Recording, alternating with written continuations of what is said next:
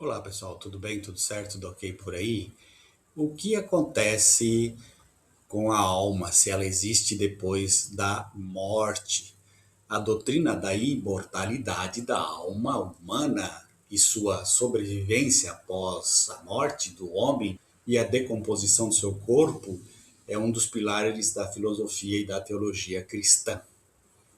A obra de referência que é a Nova Enciclopédia Católica, a noção de que a alma sobrevive à morte não é facilmente identificável na Bíblia. Então, o que a Bíblia realmente ensina sobre o que acontece com a alma, entre aspas, no momento da morte? Os mortos estão inconscientes. A condição dos mortos é claramente descrita em Eclesiastes capítulo 9, versículos 5 e 10, onde lemos: os mortos não sabem nada. Na sepultura não há trabalho, nem atividade mental, nem conhecimento, nem sabedoria. Consequentemente, a morte é um estado de não existência. O salmista escreveu que, quando uma pessoa morre, ele retorna à terra. Naquele dia, os seus pensamentos perecem de verdade. Salmo 146, versículo 4. Assim, os mortos estão inconscientes e inativos. Pronto, acabou. Ao proferir o julgamento sobre Adão, Deus disse: tu és pó e sobre o pó voltarás. Gênesis capítulo 3, versículo 19. Antes de Deus formá-lo do pó da terra e lhe dar vida, Adão não existia. Quando morreu, retornou a este estado. Seu castigo foi a morte, não uma transferência para o outro mundo. A alma pode morrer, segundo a teologia. O que aconteceu com a alma de Adão quando ele morreu? Lembre-se de que na Bíblia a palavra alma muitas vezes se refere simplesmente à pessoa ou à garganta. Portanto, quando dizemos que Adão morreu, estamos dizendo que a alma chamada Adão morreu. Isso pode parecer estranho para alguém que acredita na imortalidade da alma. No entanto, a Bíblia afirma: a alma que pecar, essa morrerá. Ezequiel 18:4. Então a alma tem um fim. Levítico 21:1 fala de uma alma morta, um cadáver. Bíblia de Jerusalém fala disso.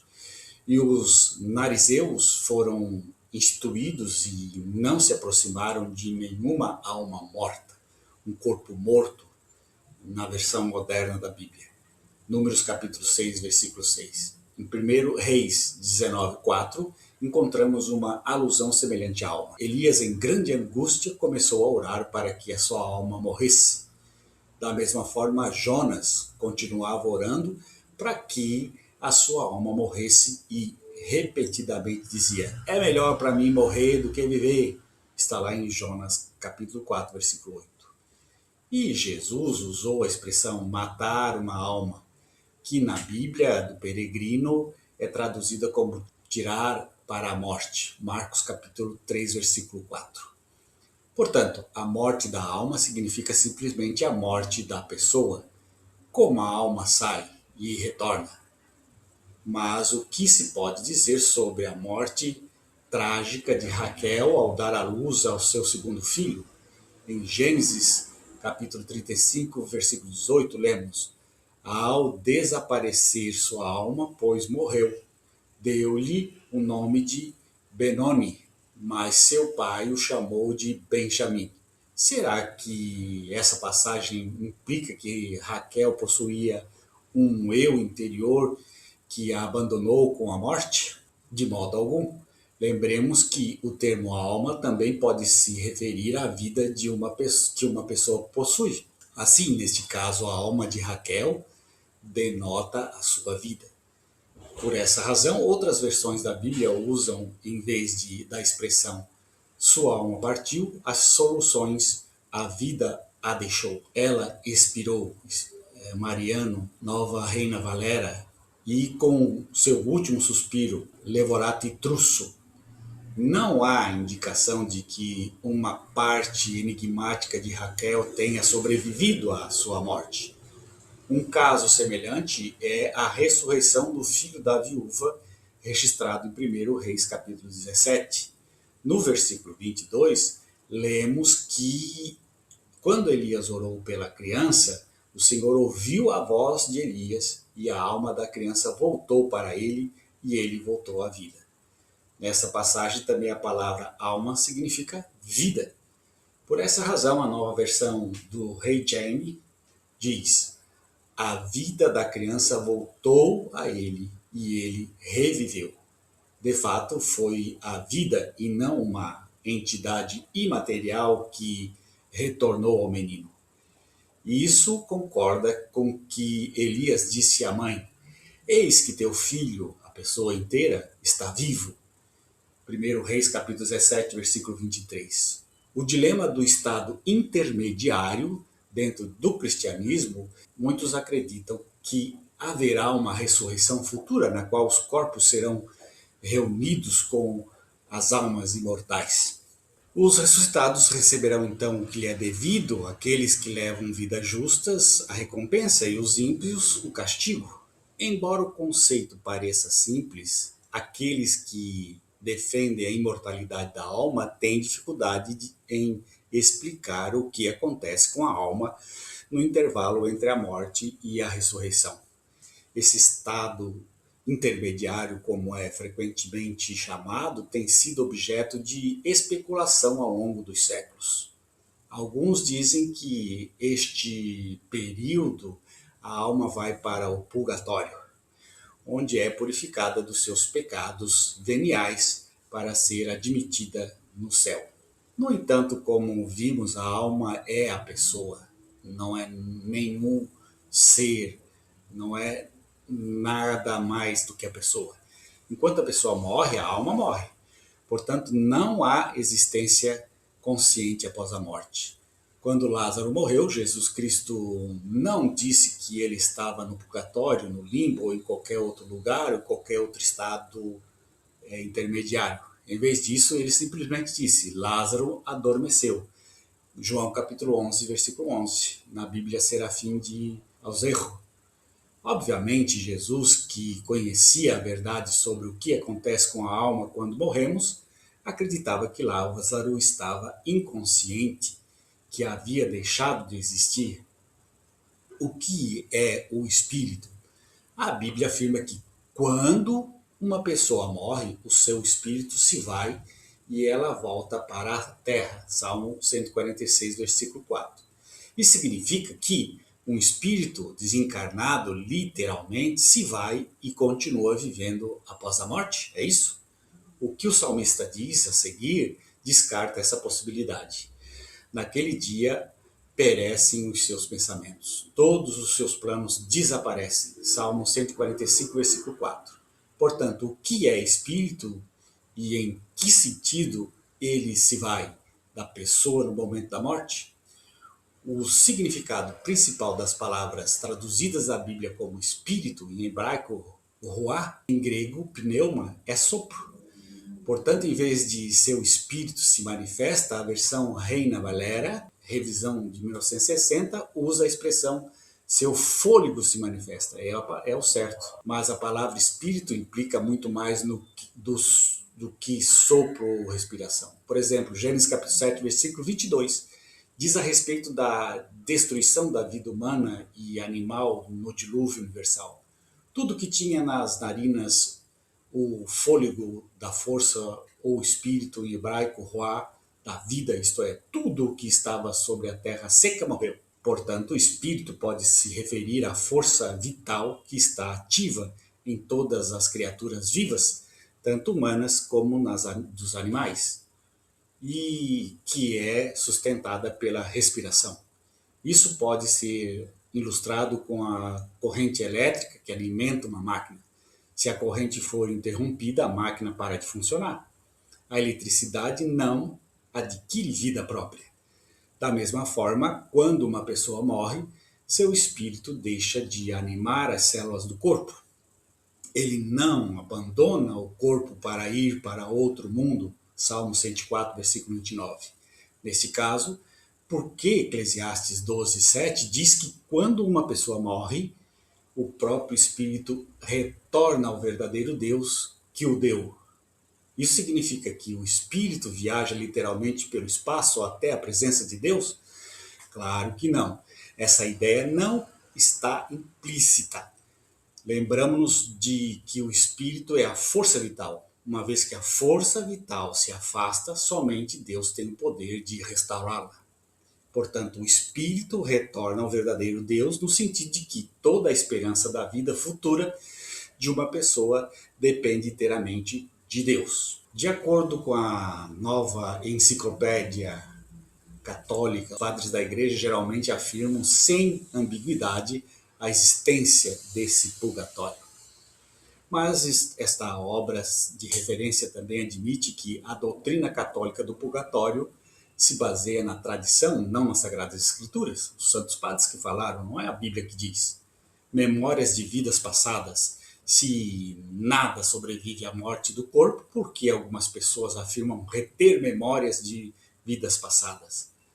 Um estudioso hindu, Nikhilananda, afirma que as experiências após a morte não podem ser comprovadas pela razão.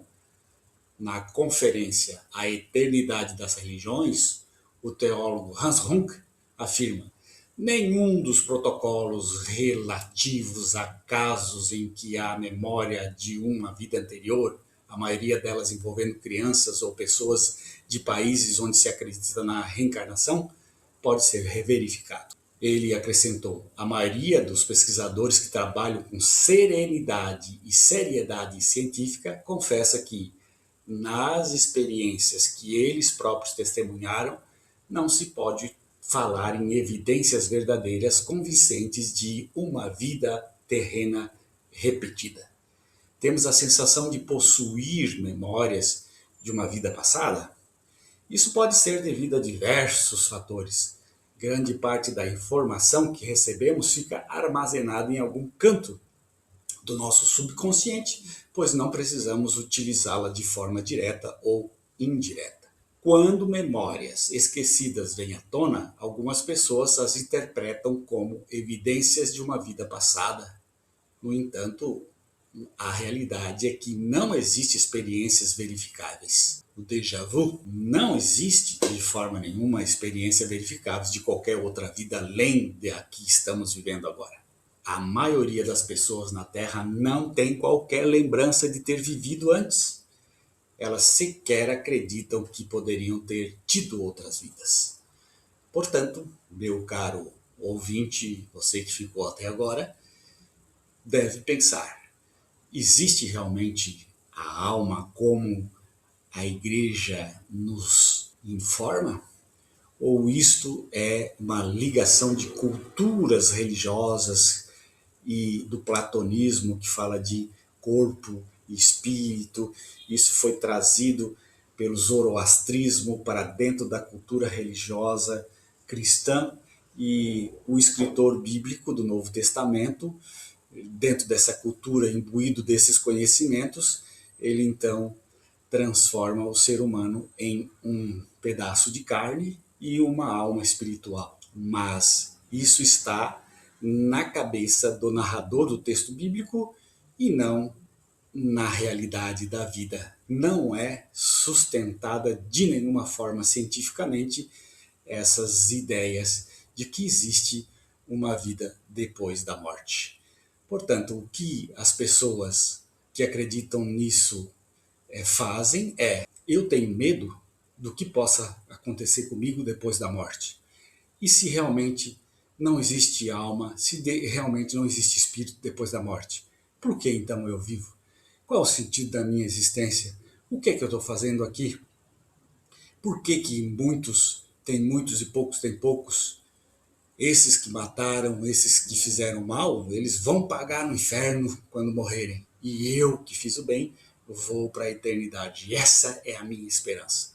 Então, enquanto as pessoas acreditam nesse tipo de filosofia, de teologia, elas vão levando a vida crendo nos mitos religiosos cristãos e de todas as outras crenças religiosas, buscando uma alternativa para o sentido da vida. Embora a vida seja um absurdo, e as pessoas têm que entender isso. Não é porque você crê que existe uma vida depois da morte, que essa vida depois da morte é obrigada a existir. O que realmente acontece é uma intersubjetividade. O objetivo é aquilo que você vê, você olha, você comprova. O subjetivo é aquilo que você imagina que possa ser. Só você viu, só você sente, só você percebe. E o intersubjetivo é um grande grupo de pessoas que acham que percebe, acham que sente, acham que faz experiência, acham que viveram milagres, acham que existe um Deus. Essa hipnose coletiva, esse transe coletivo, se transforma numa verdade na vida de um grupo de pessoas e elas vão seguindo aquilo que é imaginário. Deus é imaginário, Deus não está aqui, a gente não toca, a gente não vê. Embora exista a teologia dizendo o vento também não se vê, mas se sente, etc. e tal, né, tentando explicar aí, fazendo malabarismo para tentar explicar o porquê que esse Deus não se manifesta.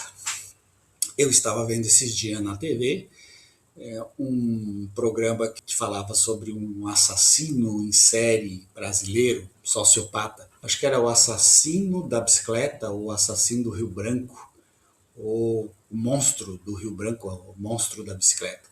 Uma pessoa que tinha, um senhor que tinha uma bicicleta que andava pelas ruas e o que ele fazia? Ele pegava as crianças e matava as crianças com golpes e ele dizia que gostava de ver os gritos das crianças e até se masturbava vendo essas crianças morrerem. E quando ele foi pego, ele já tinha matado muitas crianças e foi perguntado para ele: o que você sentia quando matava as crianças? É como se fosse matar passarinho. E quantos passarinhos você matou? Eu matei mais de 100. Depois disso eu não contei mais. Então esse monstro, esse homem, esse maluco, esse psicopata matou mais de 100 crianças violentamente e Deus onde estava? Dormindo? Vai dizer que as crianças tinham livre-arbítrio para tomar decisões de ir ou não ir com esse bandido? Onde estava Deus que não salvou essas crianças, mais de 100 crianças? Só na Bíblia Deus salvou, só na Bíblia Deus falou, só na Bíblia Deus apareceu, mas na realidade ele não aparece. Por que ele não aparece? Porque ele não existe. Só existe na sua imaginação, na sua cabeça e na intersubjetividade do seu grupo onde você vive. Sai do seu grupo, vá ler mais, vá ler outras coisas que não corroboram com a ideia do seu grupo. Abra sua mente, pense mais, leia mais, busque mais conhecimento. Aí você vai conseguir ter pensamentos, ideias, reflexões mais profundas sobre a sua fé, a sua igreja, a sua religião. Enquanto você está no grupinho, quando você está ali na sua intersubjetividade, crendo naquele sensacionalismo, naquela símbolo religioso, naquela metáfora religiosa, aquele mito religioso, e você não sai daquela bolha, você vai ser sempre um ignorante vivendo uma fé que não transforma nada, que não faz nada, que não modifica nada, que só faz milagre dentro da Bíblia e em lugar nenhum fora faz. É isso. Prove para mim que Deus fez um milagre e eu vou acreditar nele. Se você for na igreja e ver alguém sem um braço e Deus fizer crescer o braço dele de novo, aí eu vou me ajoelhar e adorar esse Deus. Enquanto ele não faz isso, os milagres é tudo bobagem. Um grande abraço. Tchau, tchau.